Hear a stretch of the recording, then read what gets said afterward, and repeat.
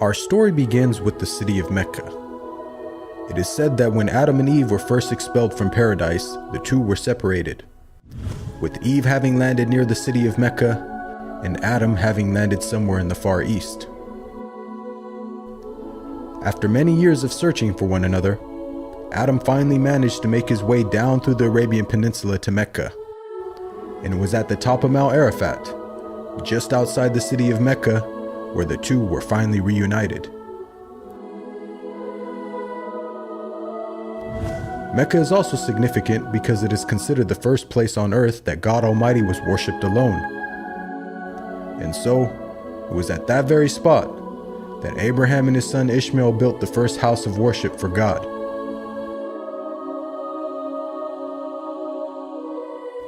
In honor of this, God Almighty had built in the heavens a similar structure for the angels. And it is said that every day, 70,000 angels come to that building to perform their prayers and then leave, intending never to return again.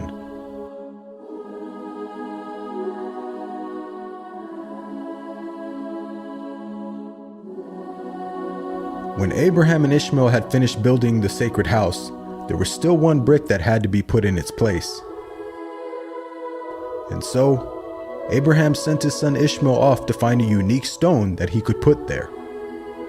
But God Almighty destined that the final stone that was to be laid would not be from the material of this world, but instead a stone directly from the heart of paradise. The angel Gabriel then brought the stone down to Abraham, who proceeded to put it in its proper place. It is said that when the stone first came down, it was a pure white color. But due to the impurities of this world and the sinfulness of man, the stone slowly began to fade and eventually turned black.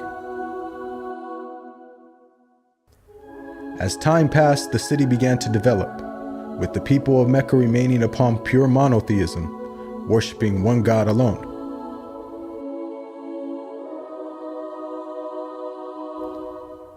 This despite the fact that their neighbors in Egypt, Mesopotamia, and the Levant had been practicing paganism for centuries.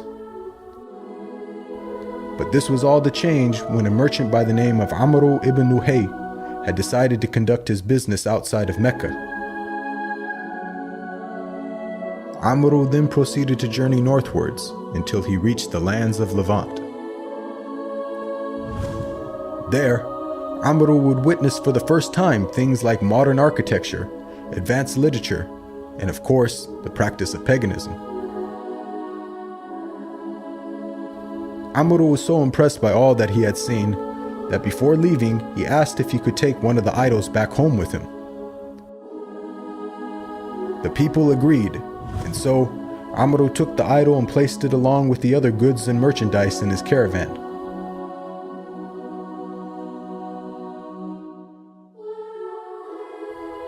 He then set out southwards, back towards the city of Mecca. When Amr arrived back home, he immediately took the idol and placed it right in front of the sacred house. He then proceeded to tell the people that this was now going to be the God that they worship. Sadly, this concept faced little, if no resistance. And as time passed, the people began to worship more and more different idols, until it is said by the end of the 6th century, there were over 360 different idols surrounding the sacred house in Mecca.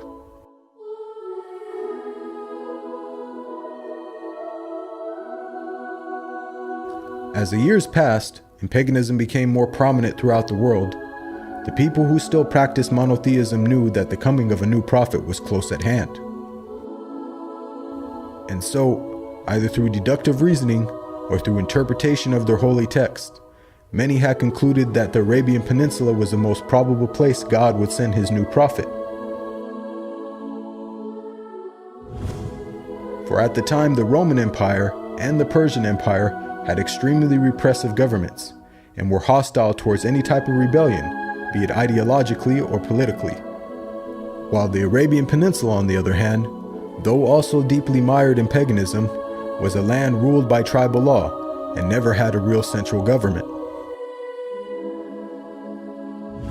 As time went by, It appears that more and more people began to move down to the Arabian Peninsula to await the coming of the next prophet. And so, in the very land in which man first worshipped his Creator, and where Abraham built the first house of worship for God alone, it was there where God had destined his last and final messenger would emerge.